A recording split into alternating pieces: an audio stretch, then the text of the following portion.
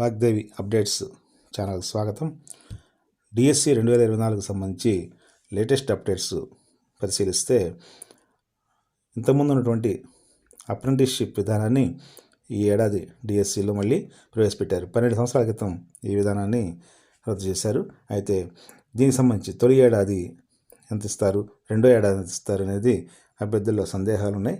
వీటికి సంబంధించి ఇప్పటికే న్యూస్ ఐటమ్స్ పత్రికలు వచ్చినప్పటికీ కూడా ఇంకా చాలామంది ఈ డిఎస్సి వల్ల ఉపయోగం ఉందా లేదా, లేకపోతే అప్లై చేయాలా వద్దా అని డోలాయమానులు ఉన్నారు. వాళ్ళకి క్లారిఫికేషన్ ఇవ్వడం కోసం ఈ చిన్న ప్రయత్నం చేస్తున్నాం.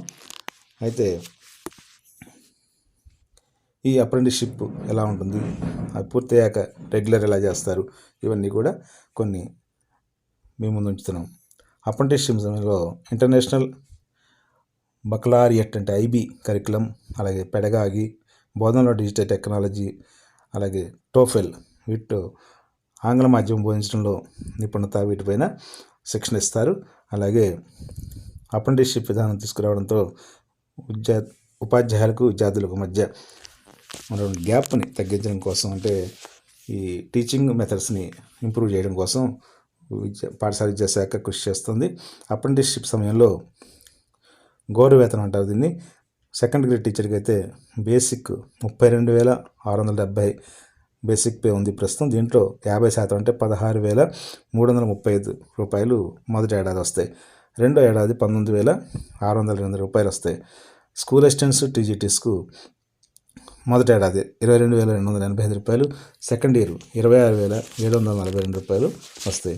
అలాగే పీజీటీస్కు 24,230 రూపాయలు ఫస్ట్ ఇయర్, 29,064 రూపాయలు రెండో ఏడాది గౌరవవేతనం వస్తుంది. అలాగే ఇంకా పిఆర్సీలో ఉన్న కనుక డెవలప్మెంట్ జరిగితే వాటికి సంబంధించినటువంటి బేసిక్ ప్రకారం ఈ పేమెంట్స్ అనేవి ఇవ్వబడతాయి. ఇక పాఠశాల విద్యాశాఖ ఈ నోటిఫికేషన్ సంబంధించి క్లియర్గా అప్రెంటిస్షిప్ విధానం కూడా తెలియజేస్తుంది. వాటిని పరిశీలించి ముందుకెళ్ళవలసిందిగా సూచిస్తున్నాం. Thank you very much. Best of luck.